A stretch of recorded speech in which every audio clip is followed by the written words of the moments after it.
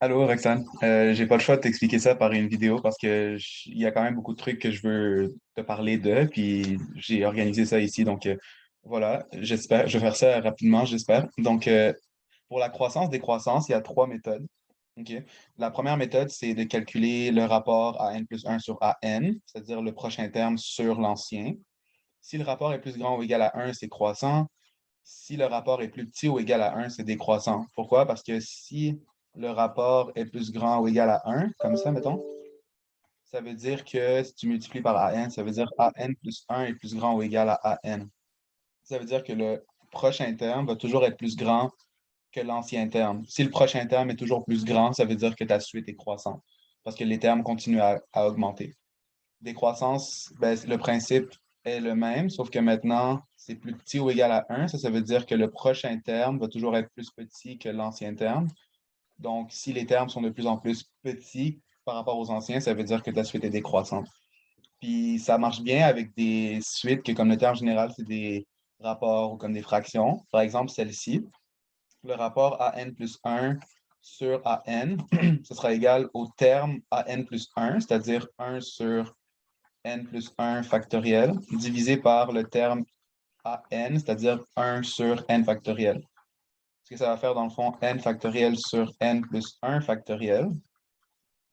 Puis là, ça s'annule avec ça, c'est n factoriel. Puis en bas, tu as un n plus 1 que tu peux sortir comme ça, fois un n factoriel de même. Puis ça s'annule. Puis ça te donne 1 sur n plus 1. Puis là, quand tu regardes cette fraction-là, tu as 1 divisé par un nombre clairement plus grand que 1, vu que n va dans les naturels. Fait que ça veut dire que cette expression-là est toujours plus petite ou égale à 1, ce qui correspond avec ce cas-là. Donc, la suite va être décroissante. Ça, c'est bon pour le rapport. Sinon, tu peux faire la différence des deux termes. Tu es d'accord que si tu soustrais les deux termes consécutifs, si la différence est positive, ça veut dire que le prochain terme est plus grand que l'ancien terme. Ici, ça veut dire AN plus 1 serait plus grand que AN si la différence est positive. Ça veut dire que c'est justement croissant. Puis ici, si c'est plus petit ou égal à zéro, cette différence-là, ça veut dire que le prochain terme sera toujours plus petit que l'ancien terme, ce qui rend cette suite décroissante. Ça marche avec des termes faciles, là, comme ici, les deux premiers. Ici, si tu fais la différence AN plus 1 moins AN, c'est le terme AN plus 1 moins le terme AN. Là, on regarde cette expression-là, c'est une différence de deux fractions. Cette fraction-là est plus petite que cette fraction-là. Pourquoi? Parce que la première, tu divises par quelque chose de plus grand que celle-là, ce qui rend ça ici plus petit que ça ici. Donc, la partie soustraite est plus grande, fait que ça va t'écouvrir dans les négatifs, ce qui rend la différence négative, ce qui fait en sorte que ça revient à ça ici. Donc, la suite, elle est décroissante aussi. Mais là, ça, c'est les deux techniques que moi, j'aime pas, qu'on utilise presque jamais, genre 95% du temps, on l'utilise. Puis que la troisième, qui est la technique de la dérivée, ça, c'est la meilleure. Parce que dès que les termes généraux sont trop compliqués, genre mettons celui-là, ben, tu ne vas pas vouloir faire le rapport a n plus 1 sur a n ou plutôt a n plus 1 moins a n. Tu vas plutôt prendre la fonction correspondante puis la dériver. Parce que dériver, c'est plus facile, puis on est plus capable de jouer avec justement le rapport a n plus 1 sur a n. Fait qu'ici, justement, on va calculer la dérivée à la place. Ça, c'est la méthode que j'encourage le plus. Là, c'est 95% du temps, on utilise celle-là. Fait qu'est-ce que tu fais? C'est que tu prends la fonction f de x qui est correspondante à la suite, fait que x sur x carré plus 1. Puis, vu que la suite puis la fonction, c'est comme les deux analogues, ben, tu peux étudier la croissance-décroissance de ta fonction puis conclure directement sur ta suite. Fait que ce qu'on va faire, c'est qu'on va dériver la fonction ici. Fait que f' de x ici, ça sera, là, il faut faire la règle du produit, là, de dérivation. Fait que ça sera, de quotient, excuse, de dérivation. Fait que ça sera, mon Dieu, x carré plus 1 moins x fois 2x, comme ça, divisé par x carré plus 1 à la 2. J'ai fait f'g moins fg' sur g carré, là, peu importe. Ce qui fait x carré moins 2x carré. Fait que tu as 1 moins x carré comme ça sur x carré plus 1 à la 2. Je vais un peu vite, mais je te laisserai regarder ça, là. Est-ce que cette expression est positive ou négative? Ici, c'est clairement négatif. Pourquoi? Parce que le dénominateur, c'est un carré qui est positif. Puis le haut, c'est 1 moins quelque chose qui sera toujours plus grand ou égal à 1 si x est plus grand ou égal à 1. Genre, t'enlèves plus que 1 à 1. Fait que tu tombes dans les négatifs. Cette expression-là est négative. Donc, f est décroissante. Et donc, la suite à n va être décroissante aussi. Tu vois, c'est beaucoup plus genre familier, amical, mettons, de travailler avec la dérivée plutôt que de travailler avec les rapports et tout. Les rapports, ça marche aussi, mais je veux dire, souvent, ça devient très compliqué. Genre ici, si tu faisais la technique numéro 1, ça aurait été un peu genre saucé, je pense. Fait que, tu vois, tu vas presque tout le temps vouloir dériver ta fonction à la place.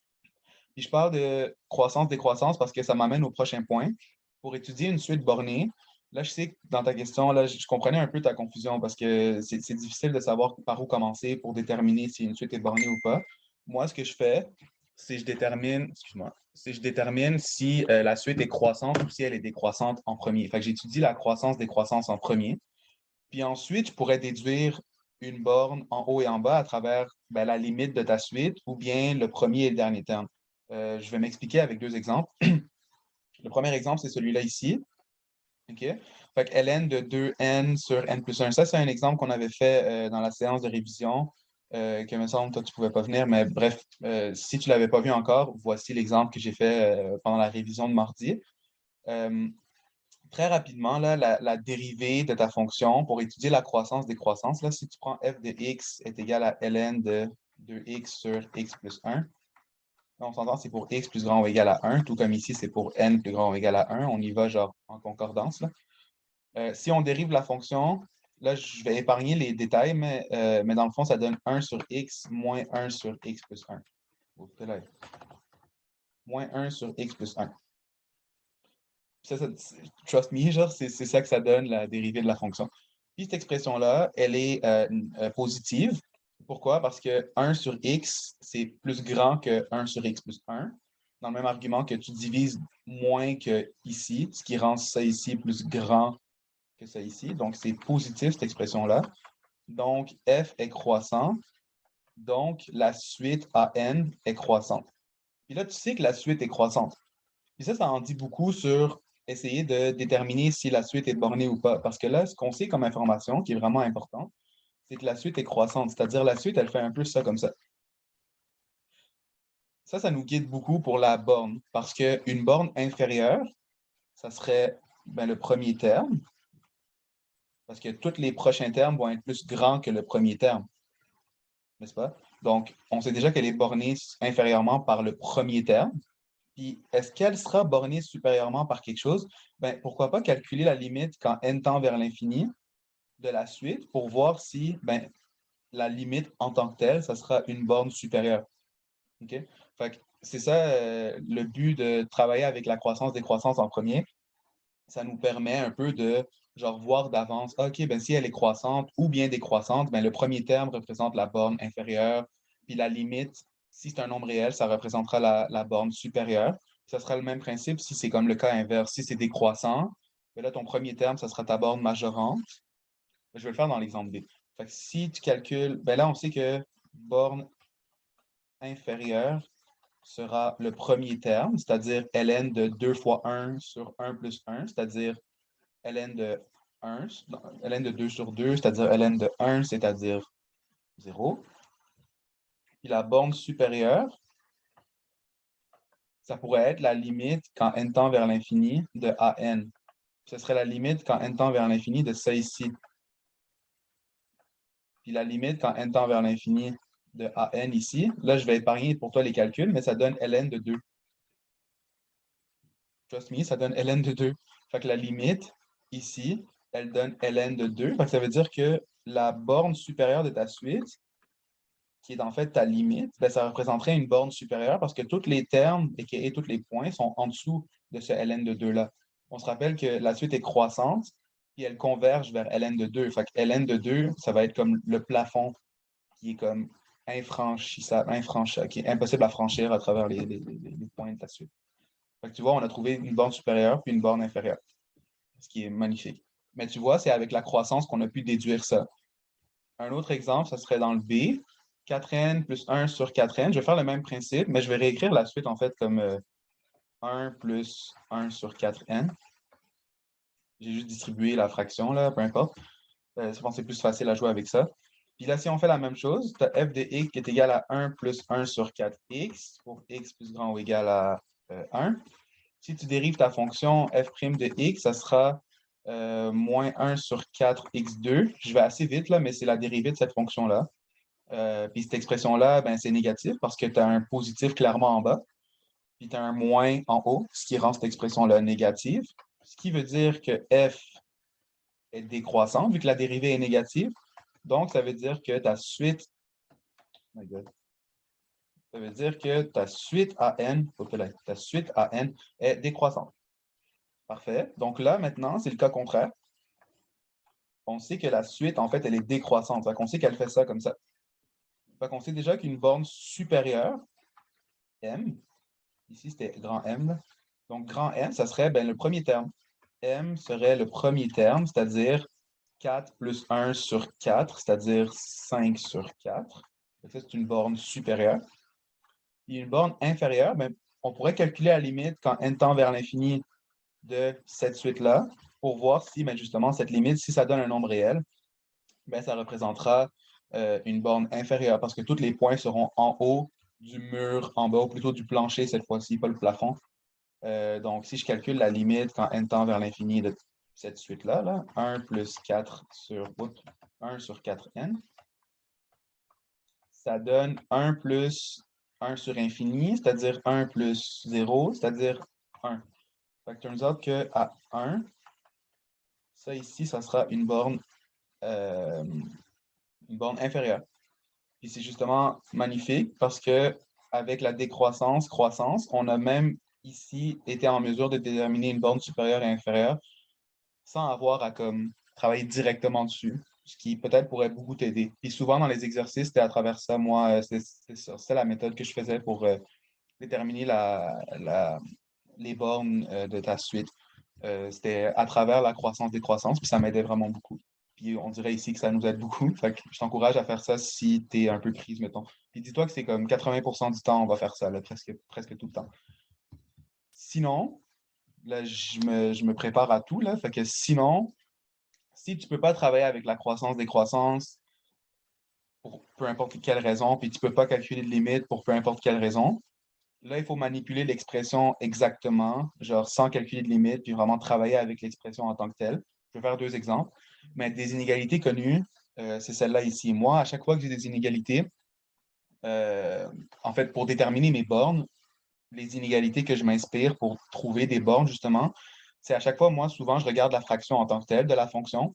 Puis si le dénominateur est plus petit, excuse-moi, si le numérateur est plus grand que le dénominateur, bien, la fraction, l'expression sera plus grande que 1, mettons. Puis si, au contraire, le numérateur est plus petit que le dénominateur, bien, l'expression est plus petite que 1. Fait que tu peux borner des fois ta fonction par 1, dépendamment de dans quel sens ta fraction va. Sinon, si tu as une somme de deux trucs, fait que A plus B, tu sais déjà que ça sera plus grand, cette expression-là, que juste A. On s'entend que B devrait être positif, là. Mais déjà, ça pourrait être une inspiration pour borner tes trucs. Une inégalité connue, c'est que x est plus grand ou égal à ln de x. Ça, honnêtement, je pense pas que tu vas l'utiliser vraiment, là, mais dans le fond, ln de x, ça fait ça. Puis x, ça fait ça de même. Fait que clairement, la droite est toujours en haut de la courbe, ce qui rend x plus grand ou égal à ln de x. Mais c'est comme, je l'utilise très rarement, surtout dans ce cours. Sin et cos, c'est entre moins 1 et 1. Puis si on le met à la 2, ben, ça ne devient plus entre moins 1 et 1, ça devient juste positif, donc entre 0 et 1. Puis c'est des bornes. Moi, c'est souvent ces inégalités-là, moi, que souvent je travaillerai avec. Surtout les fractions. Surtout les fractions.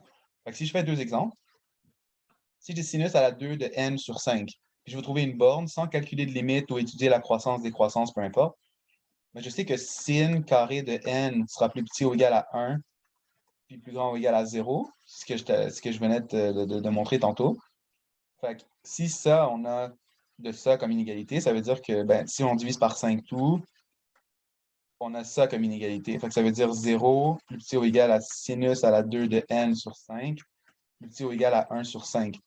Fait que tu vois, directement, j'ai trouvé ma borne inférieure puis ma borne supérieure, grand M, sans avoir à comme, calculer la limite ou étudier la croissance-décroissance. Même que ici, ça ne nous aurait pas aidé d'étudier la croissance-décroissance, parce que cette suite-là, elle est sinusoïdale, fait elle est même pas monotone. Fait que tu vois, ici, c'était plus pratique de jouer avec l'expression en tant que telle. Un autre exemple, celui-là ici, 2n plus 1 sur n. OK, ben qu'est-ce qu'on fait avec ça? Ben là, on sait que tu as une fraction. Fait qu'on peut regarder si elle est plus grande ou égale à 1 ou si elle est plus petite ou égale à 1.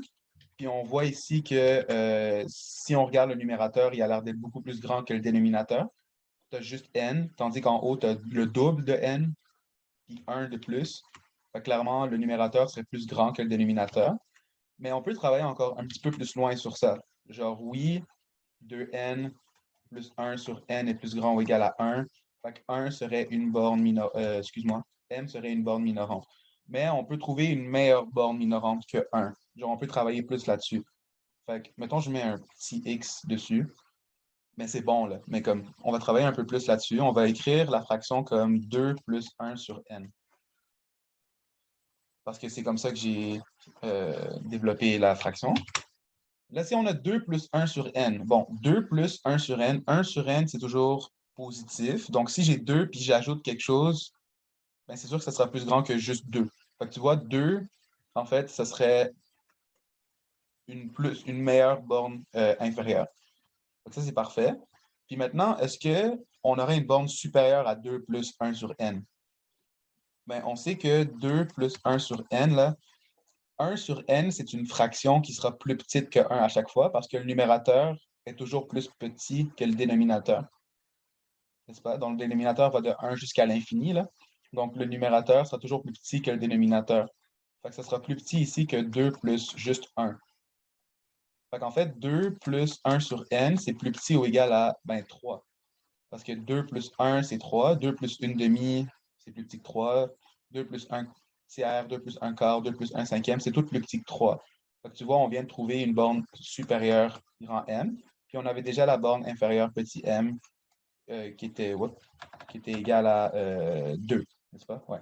Fait que ça, c'était notre petit m. Et tu vois, juste en travaillant avec les expressions, j'ai pu trouver une borne supérieure et inférieure sans avoir à étudier la croissance-décroissance.